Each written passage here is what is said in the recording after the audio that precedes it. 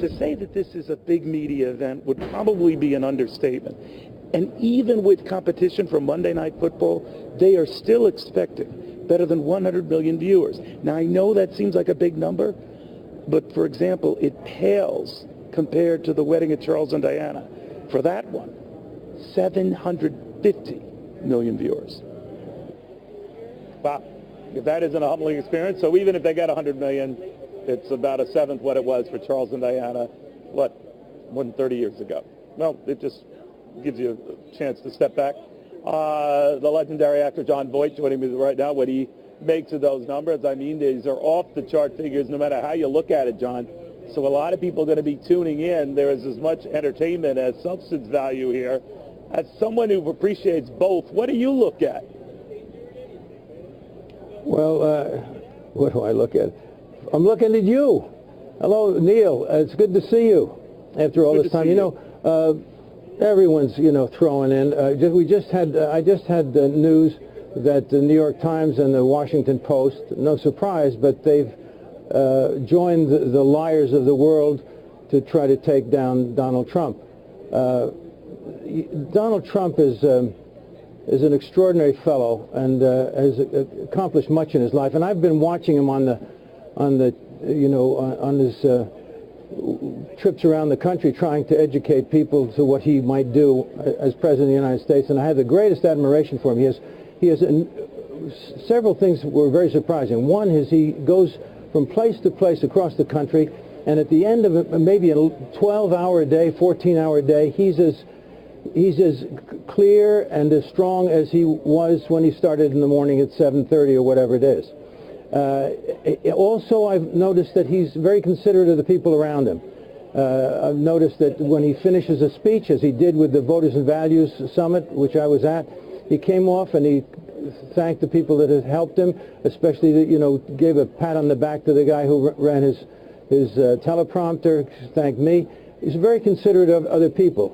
And I found out yesterday, as a matter of fact... Why don't so many of your colleagues, John, and I know you and I have discussed this in the past, they don't see that same Donald Trump. And many of them are putting out these ads now saying it would be horrible if he ever becomes president. Many others insisting, I think Barbara Streisand and the like, saying that they'll leave the country if he ever gets into the Oval Office.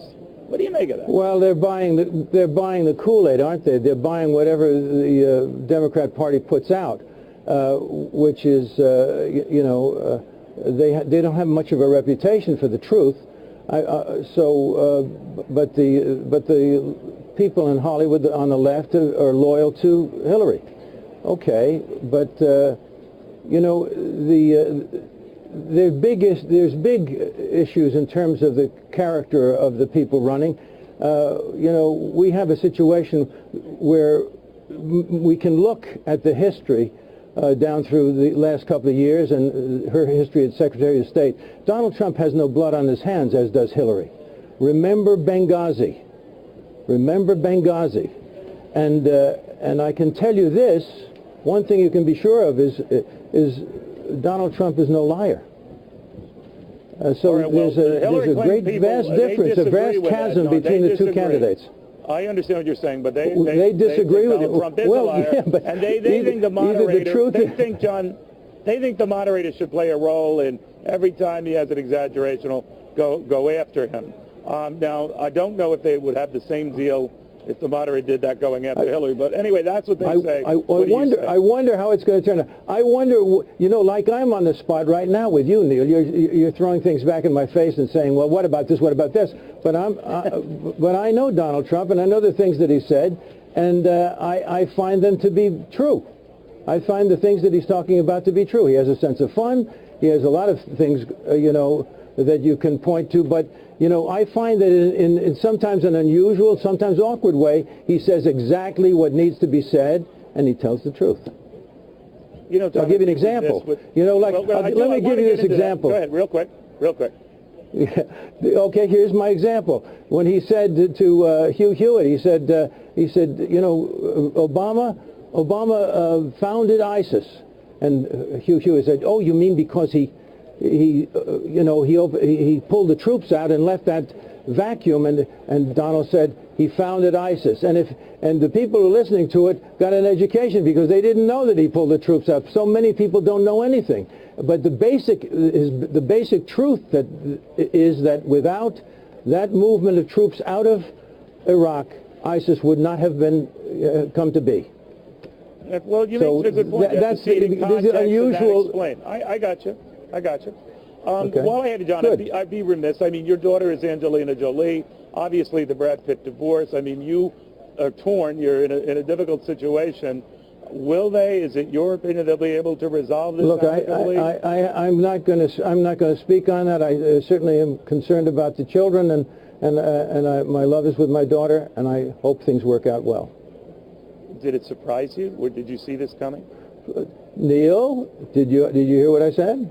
I'm not going to get into it. Right, listen, you're a journalist, Neil. No, I don't want to comment on it. No. Okay. Finally, then, on Donald Trump, so I'll be happy to comment on. He's got pressure. Hillary Clinton has pressure, too. How do you think, just to sort of win over people emotionally, what would she have to do? Oh,